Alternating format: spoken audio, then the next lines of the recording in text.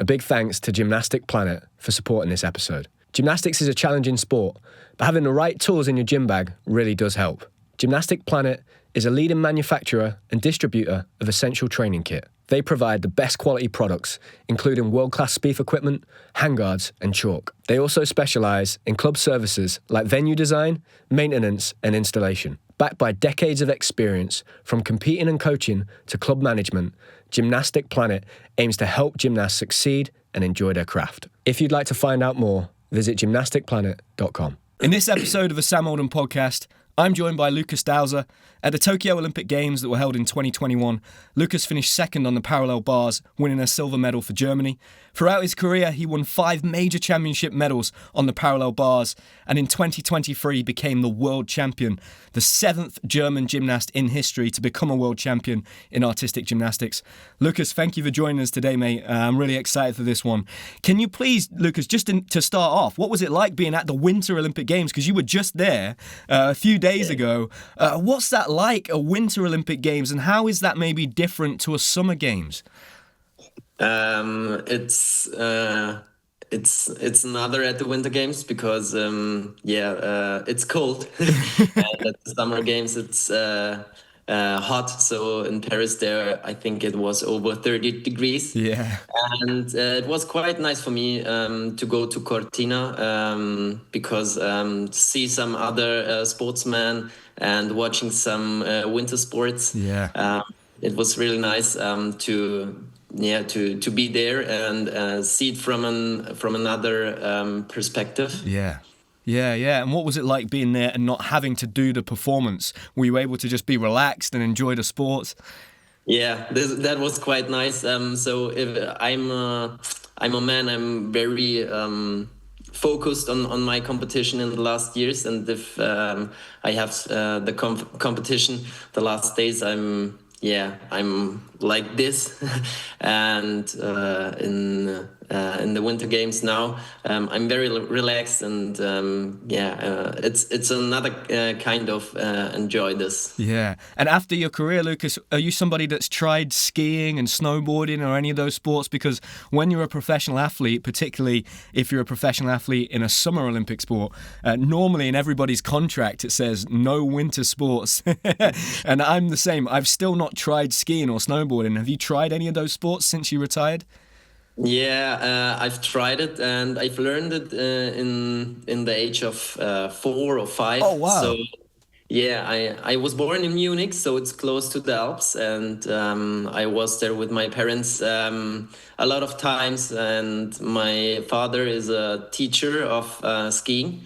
So yeah, I've learned it, but I think for 10 years, maybe for 15 years, I don't go skiing because it's a problem if you injured there. Yeah. The coaches aren't very happy with this. Wow. So when you started skiing at such a young age, Lukas, was there ever the opportunity for you to maybe look at the winter sports as a serious career, or was it always gymnastics for you? No, not serious. So I started with 6 years with gymnastics. Okay. At the same age, I do some football, so soccer, and I did skiing and tennis. Yep. And with 10 years, there was the decision which sports is my sport, and I decided to go to the gymnastics, and I decided to go to the I don't know what the name is. I think it's the next school. Okay. I don't know. Secondary school, we would call it in England, secondary school or high school. Yeah. In Germany, you call it gymnasium. Okay. And there was a sports school. So at the age of from 6 to 10, I trained 3 times a week. Right. And with 10, I go to the next school. And at this time, I trained 9 times a week. Oh, wow. So we had training before the school and then after 2. Oh, amazing. I was going to ask you this, Lukas, about the structure of sports and education for young people in Germany? Because I was reading that the Norwegian team at the Winter Olympics, they normally win the medal table, but their population is only 5 million people. But their approach to sports when they're a kid is very different. They do lots of different sports and they don't specialize until they reach the age of 16, 17, 18. There are no trophies or competitions until they're 13, 14. And it's a really interesting idea, right? In the UK, almost you specialize in a sport from the age of 5 or 6 years old, where in Norway you play and you experiment and you try new things. What's the structure in Germany for education and sports from a young age? I think in Germany you do the same sport, but in my way it was I had 3 or 4 sports, but gymnastics was always the first one for me. Okay. So I decided to go to the gymnastics career. With the education, I think it's important if you want to do it professional that you go to a specific school that you can train. And in gymnastics, you need a lot of time in the gym. So I think it's only the way if you go to a special sports school. Okay, and in Germany, Lukas, are there gymnastics clubs attached to schools and they work together in like a partnership? Sometimes, not everywhere, but in Germany we have, I think, 6 or 7 big gyms. Yep. And there is a big campus, and there are the school, the physios. There is a place where the young kids can live and can train. Amazing. And when you had the decision to make for those 4 sports, Lukas, you said skiing, soccer, gymnastics. What did you like about gymnastics? Because soccer is a social sport. You're in a team environment. Gymnastics is very much about yourself. What was it that made you decide, okay, gymnastics is the sport for me? For me, it was much fun to do gymnastics because every day you can train another element. So we have 6 apparatus and the girls have 4 apparatus. So it's never get boring, and you can there is no end, and that was what I love on gymnastics. And what kind of an athlete were you when you were very young, Lukas? Did you show, throughout your career, you became really, when you look at your medal record, 5 major championship medals on 1 apparatus, you really were a specialist and almost a master on that apparatus. Did you show that talent from the beginning? Was parallel bars an apparatus you loved straight away, or did it evolve over time?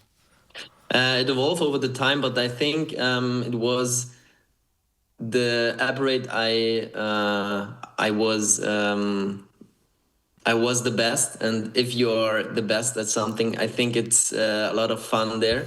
So these 2 things, it's get that I can achieve these goals and these medals in the last years. And throughout your career, Lukas, you developed into a very solid all-around gymnast, which culminated in you becoming the 8th best gymnast on the planet at the Olympic Games in Tokyo.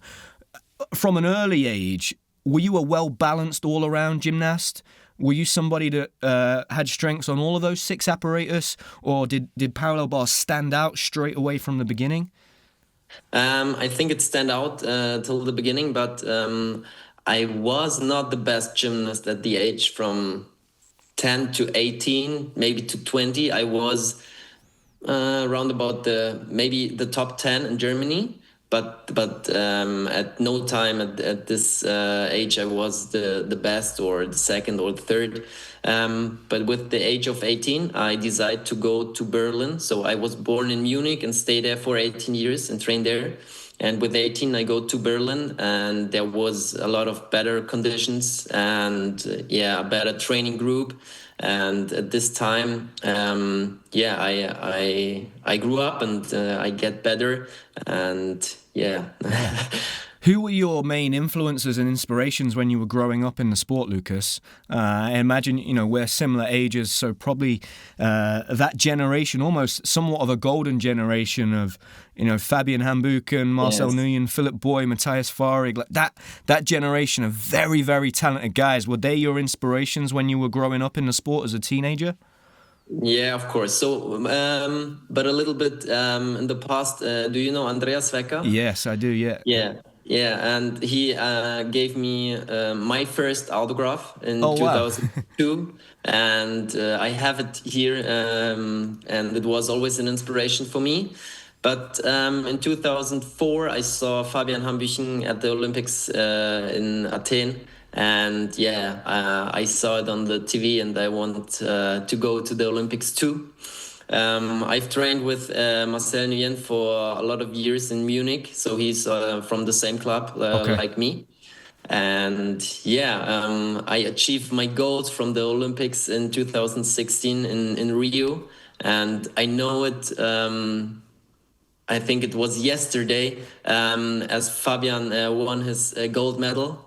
And a few moments later, I'm sitting in the shuttle to the Olympic Village, and I'm looking out of the window, and I said to me, "Oh, crazy. He's one of us. I want to go for the medal too." Yeah, wow, what a story. And to have been able to go to the Olympic Games with Marcel, who you grew up with, and Fabian, who you watched on TV, what an amazing moment that must have been for you, Lukas. When you were a teenager, Lukas, and you said you were top 10 in Germany but never really winning those medals, what was it that kept you motivated? Because a lot of young gymnasts, they need the medals, right, to give them that motivation to keep training because it's hard work. You said by the age of 10 you were training 9 times a week. What was it that drove you to go to the gym every day as a teenager up to the age of 18 when maybe you weren't having the success that you dreamed of? Yeah. I think it was passion. So my coach at this age, it was a good combination from passion and discipline, and the training was very funny, and we had a lot of fun and doing crazy elements, and I think it was passion. Yeah, amazing. And when you were a teenager, Lukas, did you start to compete in the German Bundesliga quite early, or was that not until a little bit later on? We don't have a league structure in the UK, and I think our young gymnasts would benefit from this massively because at the moment, we spoke a bit before we started recording this conversation, we have lots of talented guys, but maybe they only have the opportunity to do 2 or 3 competitions in 12 months, that's nothing, right? Like, learning how to compete, it's a skill, and it's something that you became very, very good at under pressure. Were you competing regularly in the league from quite a young age? Yeah, I started with 15 years. Wow. To start in the 3rd league, and with 16 I go to the 1st league. From this age on, I have 7 if you go to the final 8 competitions in the league, and I think it's very important so you can compete a lot of time. You can try some new routines, you can try some new elements. Of course it's important for the team, but for the professional gymnasts, I think the Bundesliga is good to learn with to handle the pressure in some situations, and to try new routines. I think it's very important in the competition. Yeah, it's very interesting. I always noticed that any of the British guys that go over to compete in Germany for a season or multiple seasons, all of a sudden, after maybe 1 year or 2 years, they start to become very consistent at competing because, the situation and the structure of the competitions in Germany is quite difficult. Sometimes there's not a lot of warm-up. Maybe you don't know when you're going to compete, your routine. I think that's so good for learning how to handle the pressure when you get to the major championships, maybe at the World Championships or the Olympic Games. When you look back at when you started in the Bundesliga at 15, 16, Lukas, Lucas. What do you think were the major benefits that you had at that age of competing with men? Because at 15, you're a child still, but maybe you're in a team with somebody who's maybe 30 years old, right? What did you learn from that experience as a young gymnast? I think a lot, because you see the other mans there and you can compete against them. So in the Bundesliga, you have always one-on-one. You know the score system, and I think it's nice to have the goal. I think at the age of 18, I go against Fabian Hambuchen on parallel bars. And it was equal, so 0-0, and the score was, I think, 15-4. It was another code of points, but it gave me a lot of how do you say? I think it motivates me to go further, and I think it's very important, these key moments in my career. Yeah. I mean, as soon as you explain that story, I remember competing against Fabian myself in the Bundesliga, going against him on high bar and thinking, "What? This guy's my hero!" and trying to focus. No, come on, focus on the routine. But that must have been an amazing experience for you as a young gymnast. You know, I've had a lot of conversations with young gymnasts in the UK and further afield recently, and I've said, look, if you can get out to Germany, go.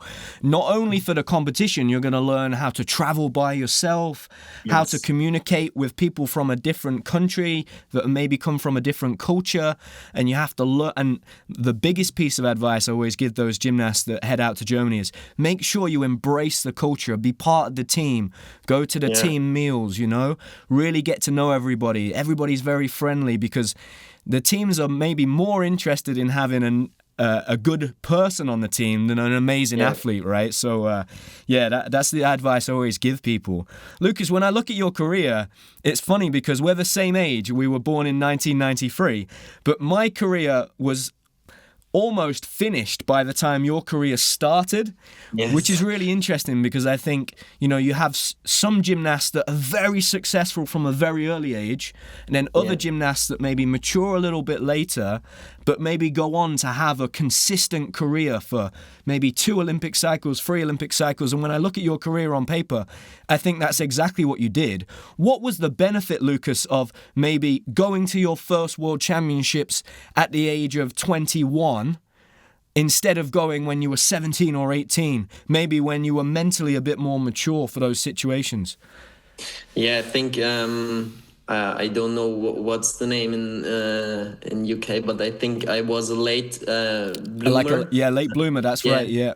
Yeah, and I think for me it was a good way to do this because I'm mentally a little bit. It was later, and at the age of 17 and 18, I think it's crazy to reflect what you achieve, or it's hard to reflect.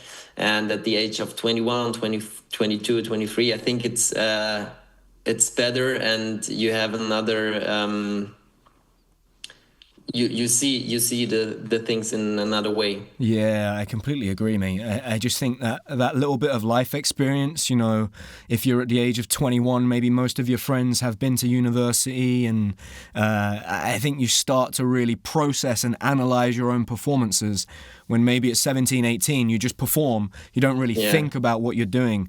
Can you tell me a little bit about those early few experiences competing at the highest level? What do you remember about the World Championships in Nanning and then the build-up towards the Rio Olympic Games? Can you tell me a little bit about that, Lucas? In 2014, I competed at my first Worlds, and it was crazy. We go to Tokyo for, I think, 10 days or 2 weeks. So we had no jet lag in China. And I was ill before the competition, and the coaches said to me, Lucas, you can't compete. And I talked to the doctor, and I said him, I can compete. It's no problem. I had a little bit fever. But they gave me, I think, 2 more days to the podium, and at the podium it was my general it was my general competition, and I have to show that I can compete, and I want to compete there because it was my first Worlds, and it was crazy. I was, of course, very nervous, but I did good. I'm not in this way I can go for a medal or for a final, but I can help the team. Sadly, I think we don't go to the team final. I think we ended up in the 9th place. Right. And it was a great experience in China, far away from home. We had some good party there, and it was a lot of fun and motivated me to go to the next goals. In 2015, I broke my shoulder and I have some problems. So at the end of 2015, I can't go to the Worlds. Okay. But in training, I do some I do some great work, and I know if I do my routines at the trials, we can go to Rio. And we were at the pre-Olympics in April and had to qualify our team. And this was a great experience for me because it was the next big competition after the Worlds, and I did very good there. I go to the final on P-bars. Wow. And the coach he's ready to qualify for the team for Rio. And the trials was great. I became the German champion on parallel bars. I think I ended up one times in 3rd and one times in 4th in the all around. And then Rio Olympics was my big goal as a child, and then I achieved it. Yeah, what was that like, Lukas, walking out into the arena in the Olympic Games in Rio and seeing the Olympic rings all over the arena, being around those great gymnasts, being in a team with Fabian Hambuchen and the gymnasts that you grew up with? Can you still remember what that was like, performing at the Olympics for the first time? Because I'm sure that was very special and maybe a feeling that was never quite replicated again, right? Yeah, of course. I think the first one is always in your mind, and the feeling was great. I had thoughts about the warm-up hall. So the US guys are pushing each other crazier, and I'm at the little child stand there and see the great gymnasts, and it was crazy, and it ended up with the gold medal for Fabian, and we celebrated, and it was a nice experience. My whole family were in Rio, and they loved it to go there. And did you qualify, Lukas, as a team into the team final? I know that Andy Tober, he had his injury with his knee, right, in the qualification, and he did his pommel horse routine. Did that qualify you guys into the team final there? And with Andy's injury, what did that mean for you as part of that team? Did you have to do more routines in that team final? Exactly. So Andy torn his ACL on floor. It was the second rotation. So he do pommel horse, but on rings and on parallel bars we are only 3 gymnasts. So it was quite close, but with the routine from Andy and on the pommel horse, we made it to the team final. In the team final, I think I do 4 apparatus, and if Andy was in, maybe 2 or 3. Okay, yeah. And can you remember that team final, Lukas? Because I look back to that team final and I argue that the British team in that team final, they were actually much better than the team that competed in London, but finished 4th because the quality of that final was so strong. And obviously, in that team final, you have Kohei Uchimura still competing at his very peak, right at the top. The Russian team coming through and challenging, and the great Chinese teams, the British teams, the American teams. I mean, it must have been an amazing time to be in men's gymnastics at that, because so many big names. Do you remember being in that arena and what it was like being around such high-level gymnastics? Yeah, it was crazy, and the audience was crazy too, because the Brazilian guys are in the team final too. And I remember we start on vault and then go to P-bars, and on vault you can achieve good scores, and on P-bars we were very good with Marcel, I think Andreas Bretschneider and me. And I think after the second rotation, we were on the second place. Yeah, unfortunately on high bar, we had, I think, 2 faults, and yeah, all dreams are over. We know it's very hard to go for a medal, but you know, it's gymnastics. Anything can happen, and there are 8 teams in the final, and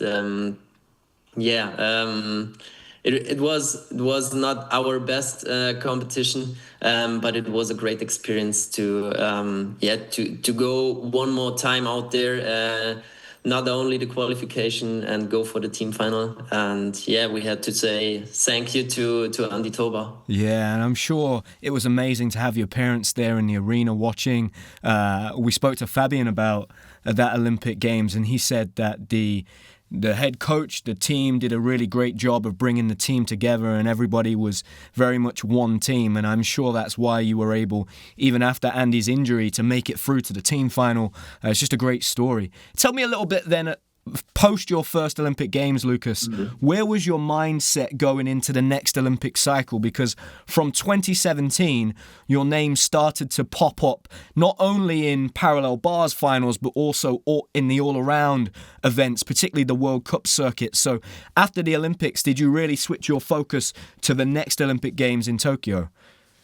Yeah, of course. I didn't do any break after the Olympics, and I think I had 13 competitions in 11 weeks. So the whole season of Bundesliga, and there was maybe a weekend I did the qualification in Cottbus at the Turnier der Meister. Fly to Stuttgart, do on Saturday Bundesliga, fly back to Berlin, go to Cottbus, and do the final on P-bars. So I had a lot of competitions. Wow. It was crazy, but it gives me a lot. In 2017, I did the all-around World Cup. So I go to New York. We competed together. I think, in London, right? In London, yes. And you did I remember you doing very well there. I remember that competition really well. It was a great event. There was a big crowd.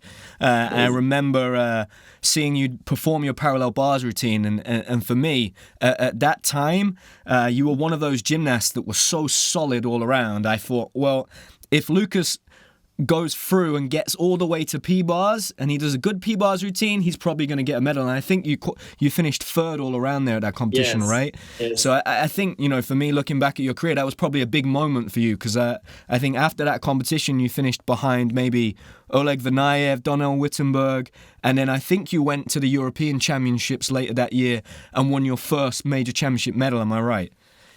Yeah, you're right. So it was a good time for me, and I thought it was my prime.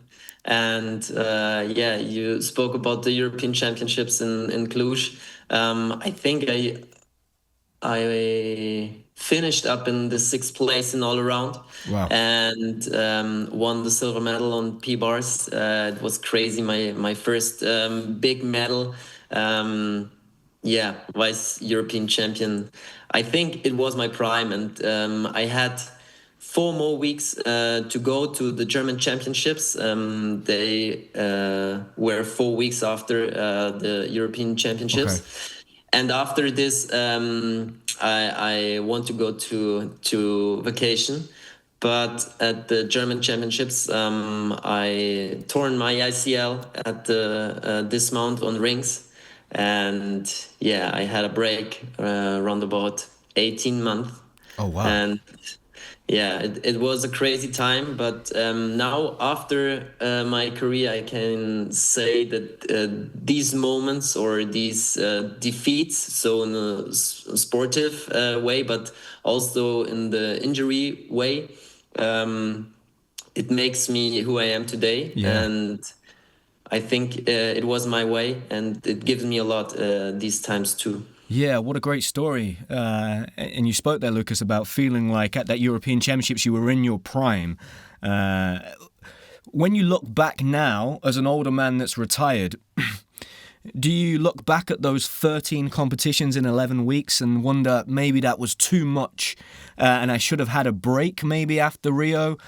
You were a young man and I would have done the same thing. I remember actually after London going straight back into competitions. I think I did a little bit too much partying and then went into the competitions. So that was probably my mistake. But do you think maybe on reflection it was just too much and you should have taken a little rest? And did you learn from that for later in your career because you went on to perform at 2 more Olympic Games?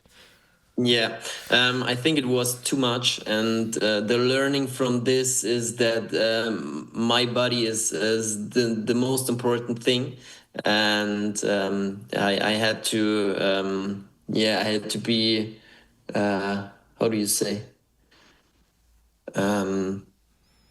So my body is the most important thing, and it was too much, the 13 competitions in 11 weeks, and the learning was that the next time I had to I had to hear at myself, at my body, and the years after, I think I do only 3, maybe 2 to 3 World Cups. Of course, the Bundesliga season, but not all around there. Only 2 or 3 apparatus. What's important for me and for the team.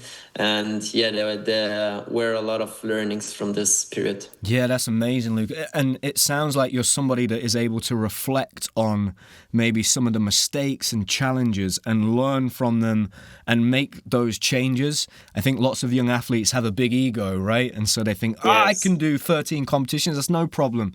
But it sounds like from that first big obstacle with your ACL, you were able to make some changes, which is probably why you had such a consistent long career after that moment. What did you learn, Lukas, from that injury, that ACL injury, just about physically your body, the knee? Because that's quite a common injury, the ACL injury. Many athletes and many gymnasts have this. What did you learn about coming back from that injury, and how did that impact your gymnastics when you came back to train?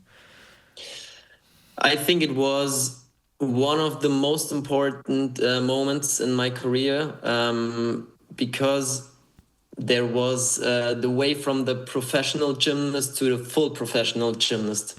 So the professional gymnast, they gave 100% in the gym, but the full professional gymnast, they gave not only in the gym 100%, so outside the gym too. And I started in my rehab to train with a mental coach. I started to train with a nutritionist. I thought, okay, what can I do to become better on gymnastics? And there are a lot of things you can do.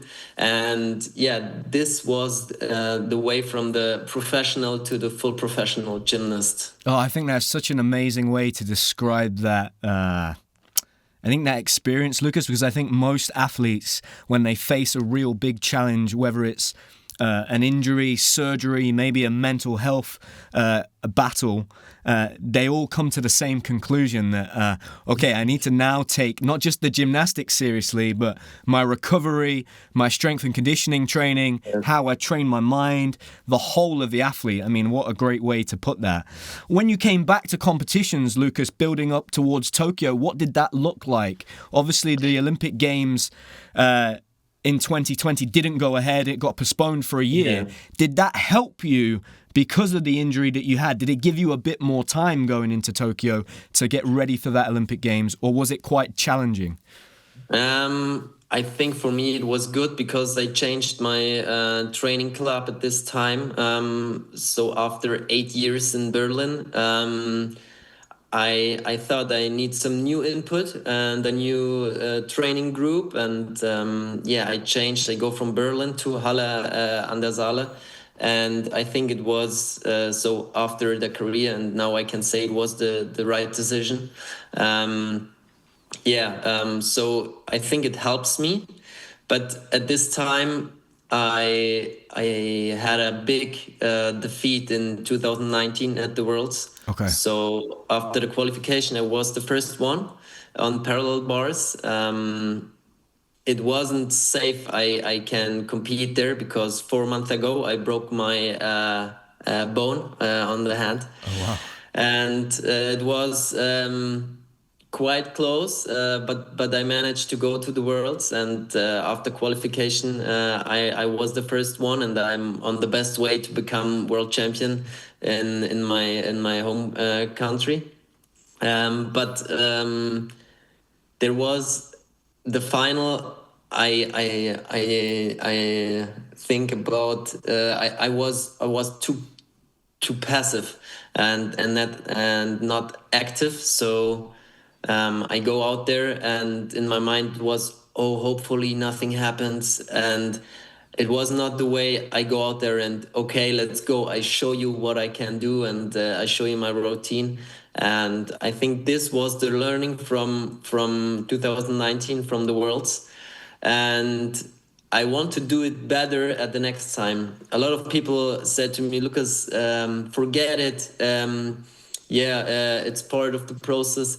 But I said, no, I won't forget it. I want to do it better in the next time and want to learn from these mistakes. And I had to wait for my next chance. But the next chance came in 2021 in Tokyo. And the routine that you performed on the parallel bars at the Olympic Games in Tokyo, Lukas, it's quite a unique routine. How did you design this routine? Was it a combination of you and the coaching team that you had at the time? And when you look back now, when did the foundations of this routine begin to evolve? Because the routine that you perform on parallel bars, for me, it's so clean, it's very clever, the construction is very smart, you have a real strength in some of those elements, particularly the front uprise elements. Your makuts is maybe the best in the world. When did you start to design this routine that you performed at the Olympic Games to win your Olympic medal? I think this routine and how it looks in Tokyo, I want to try it in 2018. Maybe 2019, but there was my injury, and I'm not ready to do this 2 years before. And so the year in 2020 gives me time to prepare this routine for Tokyo. But I think at the youth. So my first coach, he was also the coach from Marcel. I think he's a good coach for parallel bars. We do a lot of giants, we do a lot of pitch, and I think for me the most important or basic element is Diamidov, and I do this from the upper arm. I do this for Markuts I need the Diamidov, and I think it's from the youth, and it's a combination from the coaches, and for me, I thought I knew I'm very good at the upper arms elements, and we talked with the coaches a lot of time which elements we can do in the routine for the next competitions, and we do. I trained a lot, and at the end I think my best I think in the end I was very elegant because I'm the tall gymnast, and I think it looks good, and the E-score was always I'm a good E-score gymnast, I think. Yeah, absolutely. When you learnt to do the Makuts element, Lukas, because you are such a a technician on this apparatus. Many gymnasts have to decide between doing the Diamidov on their correct arm and the Healy on their wrong arm, or learning which approach did you choose? Can you remember when you were a young gymnast? Which direction did you go, and maybe what was the conversation and the idea around picking one or the other? Yeah, I had to thank you. I had to say thank you to my coach, because he prepared to do Diamidov over the left arm and the Healy over the right. And so it's both the right arm for me, and I think it's a lot of easier for me to do Markuts. But after 2019, after I had the fall on Markuts at the Worlds in Stuttgart, I changed the technique. So at this time I do Diamidov, stand, and then do the Healy. And after this, I try to do it without any pause, and I think it gives me a lot of confidence. And I think this was one of the key moments to do one of the best Markuts in the world. Yeah. Yeah. Wow. That's such an interesting story. And Lukas, for you, naturally, was the Diamidov on the left your natural direction? Yes. Okay, yeah. So it's interesting. My coach did the same thing for me when I was a child. So he taught me to do a Healy on parallel bars on my right arm, my wrong arm. Yeah. So one day, if I did Makuts, I could do it straight away. And that when Makuts was upgraded, it was so easy for me to learn the skill. And I was like, wow, that's such clever thinking. And I think that was because back when he was in Russia, that was a popular skill when he was a gymnast and he was a young coach. So he was already thinking a few steps ahead. So that's a really interesting story. Can you tell me a little bit, Lukas, about your approach to parallel bars and how you view the apparatus? What kind of mindset you need to be in to do a good routine? Because, for me, you are a real master on that apparatus. And, I think the high bar for me personally is the apparatus that I understand the most. Like I really understand the technicality of that apparatus, how to use the bar, and I imagine you probably feel similarly about the parallel bars.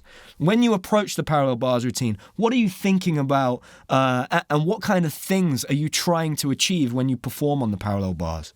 I think parallel bars is my favorite apparatus, because you have sometimes some moments, maybe in the handstand, you have the stillness where you can think about the next element, and where the audience can breathe one time, and then it goes on with crazy elements.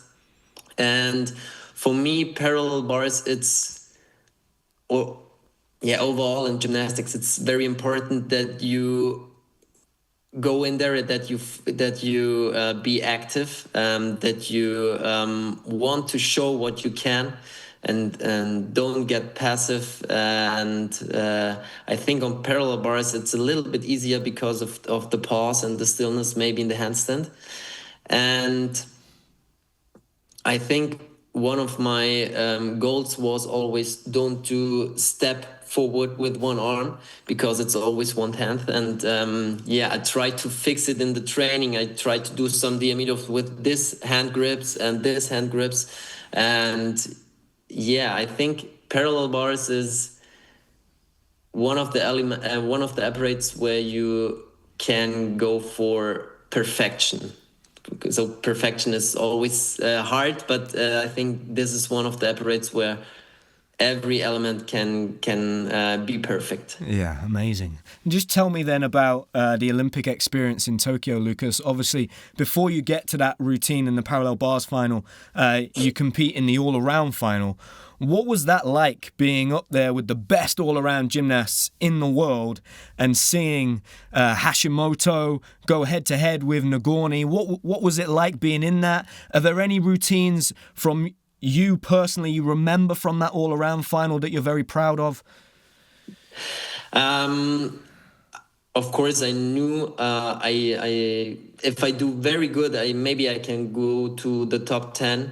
But for me, the most important thing was to go on the parallel bars one more time and do my routine. So that was the main goal for my all-around. Yeah, unfortunately, I had a fall on high bar at the Kovacs, so yeah, I think I ended up in the 17th place. Okay. It was a great experience to see the Russian guys, to see the Japanese guys, and I think for me it was very important to lose the fear from these gymnasts. If I stand 5 days later with them on the parallel bars and go for the final, and I think it was important for me to go to the team final to do the routines there, to go for the all-around final, to do the routines there and lose the fear to be with these gymnasts in one competition. Yeah, well put, Lucas. I think it's very difficult, right, when you maybe compete on parallel bars or high bar, even vault. And if you are a specialist, if you have to wait from the qualification event all the way until the final, it's a very difficult to handle that pressure inside your own head more than anything else. So the fact that you were able to compete in the team final and then the all-around final, that must have given you a lot of confidence going into the parallel bars final. Can you remember that day, Lucas, going into the parallel bar final, what you felt like, what your main goals were to achieve throughout your routine in that final? Obviously, you knew you were capable of winning a medal. How did you keep yourself calm and not think too far ahead past your routine? So I was the eighth starter, so I had a lot of time, and at these cut-off points, you don't have the chance to warm up after the first four gymnasts. So I think I had more than half an hour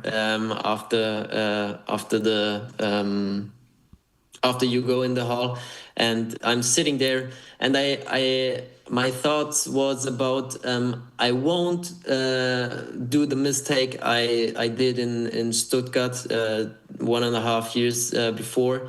So I said to me, okay, go on, let's go, and don't be passive, be active, be aggressive, and you do your routine. You don't think about medals, don't think about the place. The most important thing is after this competition that I can say I gave it all. And yeah, in the end, I finished up in the second place, and now I'm vice Olympic champion. It's crazy. Yeah, unbelievable, Lucas. Can you tell me a little bit about the routine? Can you remember it now? I mean, we are 5 years past that routine. Can you take me through what that routine was like and what you remember about it from when you did your first element up until the dismount? The last words before I start the routine. So if I raise the arm, I said to me, okay, let's go. And beast mode. So this is what I always say to me before the routines. And there are so it's in German, but it's always the same the same things in my head. And I think one of the most important thing in gymnastics is that you are in the present. Stay in the present and don't think about the next element or the element before. Oh, was it good? Was it bad? And this is what I've trained with my mental coach a lot of times, that I'm in the present. And if I do the honey on the bars, I want to smell the honey, to be in this situation right now and don't think about the next. And I think this was very important for me. Yeah, amazing. And what was it like standing on the podium, Lucas, winning the Olympic medal for your country, standing next to arguably the greatest parallel bars worker of all time, right? And maybe in a different era, maybe, you would have won more gold medals than you did. I know in your career you became a world champion. But what was it like being on that podium at the Olympic Games, winning a medal for Team Germany? I think that's the glory from the whole work and what you've done in the last years. And the moment after the routine, you're hyped, you're happy, but if you stand on the podium and you get your medal, I think it's the first moment where you maybe not realize, but where you have the first thoughts about, okay, what happened here? Crazy. Silver medalist. And at the Olympic Games, I think in 2016, I have the dream. I saw Fabian to win the gold medal, and I have to dream to go for a medal too. And yeah, in Tokyo 5 years later, I stand there and have my own medal. Yeah, it's an amazing story, Lukas. You know, listening to you talk about watching Fabian at the Olympics when you were a child, when you were 11 years old, then being in the team with him, being sat on the bus thinking, wow, he just won an Olympic medal, I want to win one too.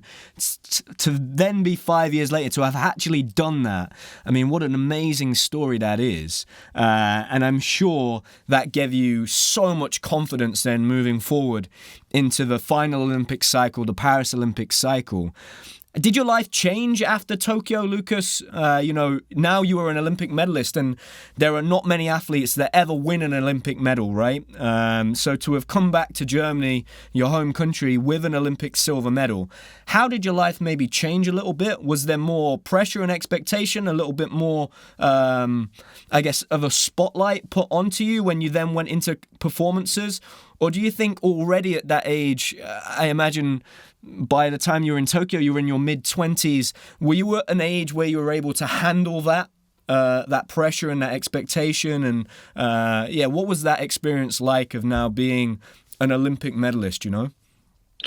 So first, after the Olympics, I think I had some post-Olympics depression because it was always this goal, and you go for this Olympics, and after the Olympics it's over. Of course, there was there was some events you can write in the golden book of some cities of my home city, and there was a lot of events where you get honored for the medal. But after these moments, this month, you're back in the gym and nothing changed. And there was something like post-Olympics depression. I think you had to set new goals. And for me, it was good because in 2022, we had the European Championships in my home city in Munich. And after I set new goals, I think it's started getting better. Yeah, that's very interesting, Lukas. Lukas, do you see lots of athletes that maybe they set their life's dream or goal as the Olympic Games, but don't set any goals past that, and then they struggle when they get to that point in time? You know, I personally did the exact same thing, and it sounds like maybe from your experience in Tokyo, having won the medal and then experienced that post-Olympics depression that you talk about, was that something that you maybe went into Paris, your final Olympic Games, already understanding, and did you make that change again like you did after your ACL injury earlier in your career? Did you make that change for post-Paris? Did you have other things to go into after the Olympic Games 4 years later? Yeah, I think I talked a lot of this with my mental coach, and he said to me before Tokyo, are you satisfied with your career if you end today? And I said to him, yes, because I did everything I can. And this is what I achieved. I think it's a lot. And with this in your mind, I think it's easier to go for the next competitions. And so 4 years later in Paris, I knew I want to retire after the Olympics. I want to I want to tell it before because I thought I can more enjoy the Olympics if I speak it out. But I don't know if you know, but I torn my biceps, so 50% of my biceps in the last trial 6 weeks before Olympics, and I don't know till 9 days before Olympics if I can compete. And so I can't tell it before the Olympics. It was a little bit bad, but the story behind this makes me stronger than any medal. And so I'm very satisfied with that what I have achieved in my whole career. And did you see then, Lucas, that Paris Olympic cycle? You go on to become the parallel bars world champion. And I spoke before we went live. Germany has such a long tradition in gymnastics. Only 7 world champions in artistic gymnastics in the modern era. You are one of those, which is an incredible achievement. Did you see that Paris Olympics cycle as bonus time? Like, did you feel like, this is all extra, anything I do now? Because I almost feel like an athlete with that mindset is very dangerous. It's quite hard to beat you because you're probably only competing against yourself. You're not worried about your competitors or what they're doing. And that's somebody that is very, very solid in terms of their mental strength. Is that how you felt going into the Paris cycle? Yeah, of course. I thought about it. The next competitions, the next years are on top. I have my Olympic medal. I have a medal at the European Championships in 2022. I have the silver medal at the Worlds. So I've won there, and every competition, what's next is on top. And I think it's dangerous for the other gymnasts. Yeah, absolutely. You're somebody that I watched certainly later on in your career, Lucas, and I felt like you had a lot of freedom and you were quite fearless. Like you weren't scared of any situations. I see lots of gymnasts, lots of athletes in many sports, myself included at times, go out and try not to lose instead of trying to win. And that's a big mistake to make. You're playing defensive instead of playing attacking. And you're certainly somebody that always came out and I think just probably at times intimidated the competition with just how self-confident it looked like you were. And I'm sure you felt that inside of you. Just take me through maybe the final few weeks and the build-up towards becoming the world champion. Because that, as an achievement, Lucas, to be a world champion, it takes something very special. It's normally a whole career of work. What was that like, the last few weeks going into the World Championships and becoming the parallel bars world champion in 2023? It was a crazy year because at the beginning of 2023, I had an injury at my shoulder and I can't go to the European Championships. And I think the first month in the 2023, I was a normal gymnast who gave 100% in the gym, but not outside. So I'm not good eating. I don't train with my mental coach, and there was a key moment in the middle of the year in May. I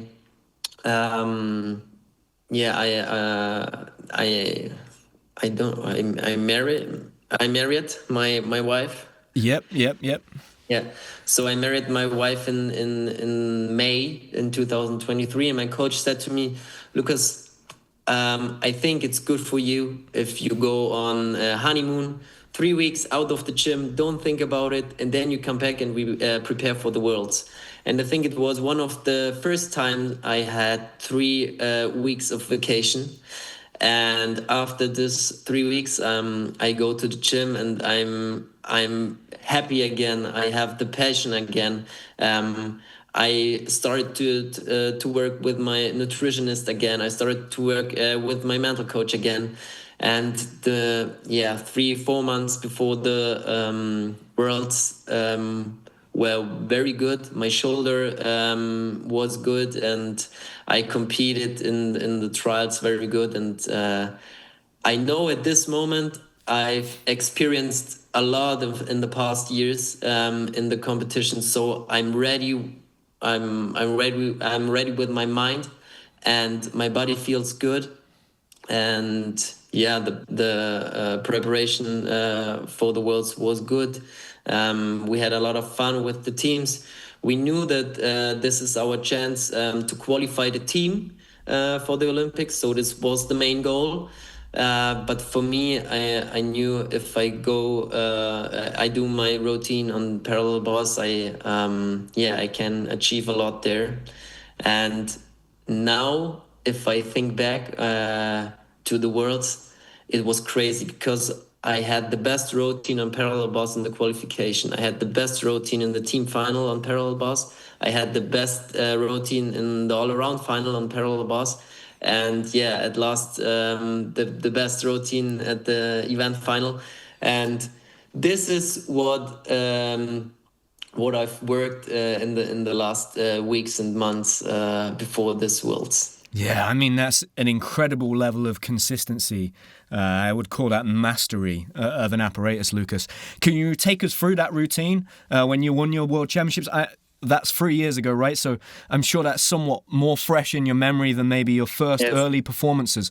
What was it like? Can you take me through the skills in that routine and what you remember about actually performing that routine up until landing the dismount? And when you landed the dismount, did you know that you had a good chance of winning the gold medal? So first, it's always the same movie in my head. I think I visualize a lot of, and I think the last 2 days before the final, I think 250, maybe 300 times it's in my head, the routine. So I always do this. I go to the breakfast and take the honey, and there I do some makots with my spoon. So the people around me will say, "Okay, he's crazy," but it was great. So I had. First, I started to raise my arm and I said, "Okay, let's go beast mode." And then I have to calm down a little bit and be in the present. And yeah, I'm stand on a springboard and then pitch half. It's always important to don't spread your legs. And did a good end position at the handstand. For the pitch, I always try to fix my elbows and don't lose some tenth there. And then I think it's one of the elements that my routine makes outstanding. So the Tsulakides, and there is important for me to give 100% and go on the rotation arm. And then be active with the other arm, with the heel arm. And after this element, I have 2 elements. I think it's safe. It's never safe, but I think I can handle it and try to do it in perfection. So the uprise Diamidov and the uprise Stutz. I think you call it Stutz. And then I have a little bit break. I do a normal, I don't know what you say. The front uprise. Front uprise to the handstand, and then I have I think 2 seconds in the handstand, and that's the first half of the routine is ready. And now I'm thinking about, okay, go on, be active, and don't go to the defense mode now. And the next element is the makots, and I know I can do it well, but I had problems sometimes at this element too. But it's the most important thing that I'm be active, and I want to show that I can do it maybe in the best way gymnasts can do this. And the makots after the Healy, Diamidov and Stutz, it's, I think, simple for me, but you have to be active in your head, that you don't lose some tense at this easier elements. And I have some problems in my mind before the event final. If I visualize the routine after the 9th element, the Stutz, always comes in my mind, "Oh, world champion. Only these words. And I tried to fix it before the final, and I did the Stutz, and there was nothing, and I knew, okay, there was no champion, and I knew in that way, okay, double front with half turn and try to stick, and I stick it, and afterwards I knew after me there is one Japanese guy, but I think he can't beat me. So I knew after the routine, this was I think the best routine I've done in the competition, and I think it's the best way to do this at the World Championships. Yeah, wow. I mean, that was brilliant, Lucas. It's so great to like live a routine with somebody and kind of get in their mindset. It's really interesting what you said there about in the build up to that competition, when you would visualize a routine, there was some kind of a mental block and you would think about being the world champion, right? That's like you're almost fighting with your brain to no, stop, don't listen, and stay focused in the zone in the present moment. I think when I listen to you talk about your career, Lucas, the one thing that comes out to me is that it certainly wasn't perfect, right? You had so many big injuries and big challenging moments. And I think so many athletes will think about somebody being a world champion or winning an Olympic medal as a young athlete and imagine that everything probably went perfectly, but that never happens. Like, it's never perfect, right? And I certainly learned that about your career, that the goal, you keep going no matter what. There will never be a perfect opportunity. You have to take the opportunity with both hands. And it's been amazing to listen to you tell the story of your career there, culminating in that World Championships. What was your Olympic experience like in Paris, Lucas? It's obviously your third Olympic Games. I'm sure going in as a world champion, you would have liked to have tried to win the gold medal. How do you reflect on that now, having been retired for a couple of years? You obviously had a big injury on your bicep. What was that experience like in Paris? And how do you reflect on your final Olympic Games? Yeah, so my goal was to go to my third Olympic Games, and I had an injury 6 weeks before. I tore 50% of my biceps in the second trial in Germany, and I don't know till 9 days before the Olympics if I can compete. So the coach said to me, you had to show me a routine on the last day at the training camp. And if you think about the last 4 or 5 weeks before an Olympic Games or before World Championships, I think I do around about 40, maybe 50 routines on parallel bars. And at this time, I've done no routine. I can't do any routine. So the first routine I did 9 days before the Olympics. Wow. And it was good enough. I go through it, and the coach said, "Okay, you go for the Olympics." And of course, I was very happy to achieve my goal, the third Olympic Games. I knew that it's hard to go for a medal because I'm not so well prepared than the years before for the highlight events. But after the qualification, I only can do floor and parallel bars. It was crazy. I can't do some muscle up because of my biceps, but I can do a parallel routine with I think 6.7 in the D score, and there was in the qualification a good routine. I think it was my third routine, so I did one routine 9 days before Olympics, one routine in the podium, and one routine in the qualification. So the third routine was my qualification routine, and with this routine, I managed to go to the final, and it was crazy to be part of the best 8 gymnasts in the world. And I knew I retired after the Olympics, so of course it was my goal to do a good routine. But in the end, I think as a gymnast, I had not these competitions before, and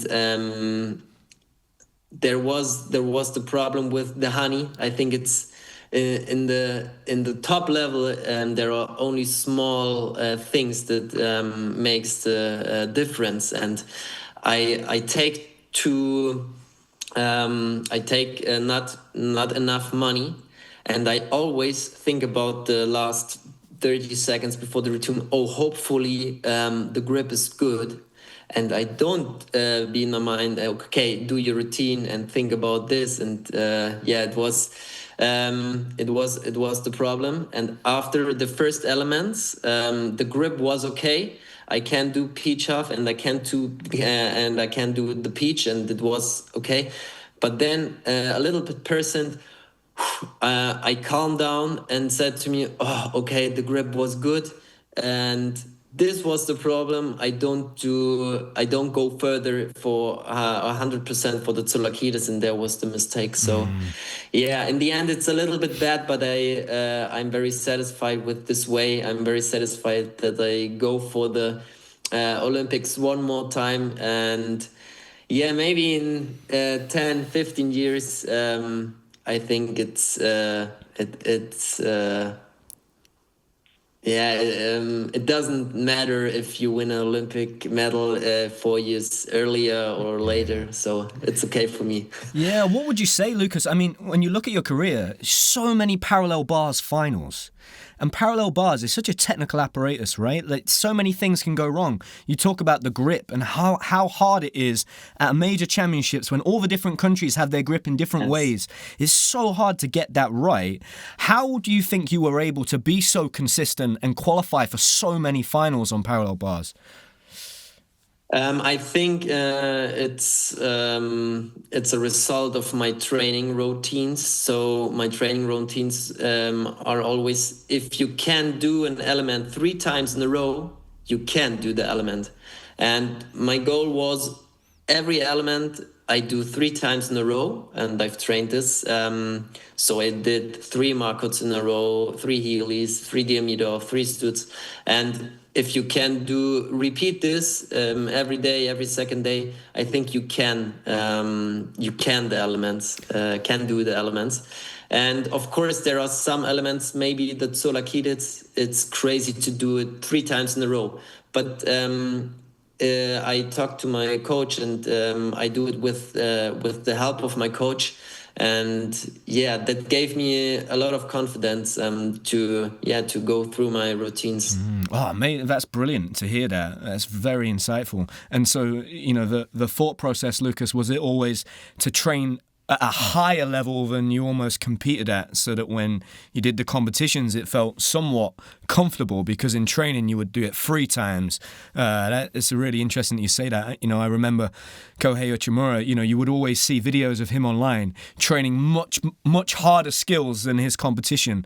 Do you think that's a very important thing for those gymnasts that want to get to the highest level? Always be capable of doing more in training than maybe you do in the competitions? Can you repeat the question? You spoke there of doing 3 of each element, Lukas. Yes. And sometimes you see young gymnasts, they just do 1, or maybe they only do the element when they're in the routine. They don't warm up the element. Do you think it's very important to train at a higher level than the competition performance? Yes, I think it's very important to lose the fear from the highlight elements, and you can do some math, maybe your coach can help you, but I think it's very important to do this in training. A lot of repetitions, that you lose the fear. And if you have an element you only do in competition or you only do in routines, maybe it's okay for 1 time, maybe 2 times, but it's not consistent. Yeah, I think that's great advice, Lukas. When you were explaining that, I thought of, I remember in 2017, we went on a training camp to Doha, and I remember Joe Fraser had just learnt Cassina on high bar, and I remember him catching 3 in 1 session, and I thought, that's a problem. You're going to be able to do that now every day. I need to watch you. That's going to be dangerous. Because if you just do it once, anybody can do it once, right? But to do it multiple times in a session, it kind of trains your brain to take away the fear of the element, especially, like you said, the highlight elements. Just to finish, Lukas, have you got any advice for maybe a young German gymnast that is just starting out in their gymnastics career? Maybe they're 15 or 16 and they're starting to do the Bundesliga like you. What advice would you have for those gymnasts that are based in Germany? I've asked this question of Andy Tober and Fabian for British athletes or international athletes coming to Germany that maybe want to do the Bundesliga. But what advice would you have for young German gymnasts that are starting out in their career? I think the most important thing that don't lose the passion. So I think there are some days if you wake up and you don't want to go to the gym, or you want to do other things, but if you have the passion that keeps you through these days. And so technical or strategy, in a strategy way, I think I would say to them, go for a solid all around, and checking out what is your best apparate, and fire in your energy there. Because I think today there are so much specialists, and for an all-around gymnast, it's very hard to go for a medal on an apparate, and for all-around it's much harder to go for a medal than on one event. Yeah, amazing advice, Lukas. Lukas, just tell us, just to finish off, what does your life look like now? You know, you've been retired for 2 years. What is it that you're doing? Where can people also maybe follow what you're doing in your life now?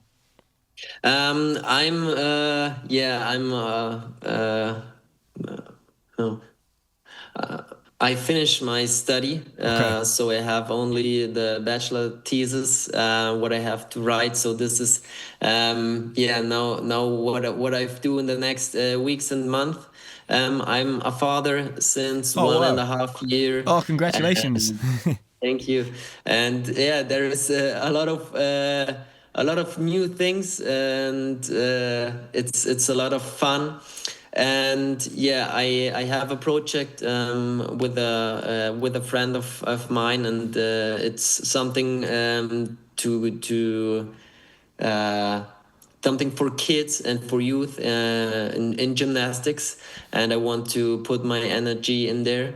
And of course, I'm in the gym sometimes too, but now I'm enjoying it to don't be in the gym every day. Oh, amazing! And when was your little boy born, Lukas? In September 2024. So this is so funny, right? So my boy was born in February 2024. So maybe one day they will compete together, and they were born in the same year like me and you. That would be a great story, right? Amazing. Oh, well, Lukas, it's been a pleasure to have you on the podcast. Thank you so much for sharing your story, my friend. And hopefully our paths will cross in the future, and we can catch up and talk about our career and relive some of those experiences that we had. But it was an incredible career that you had, Lukas. And thank you for sharing your story today. I really appreciate it. Thank you.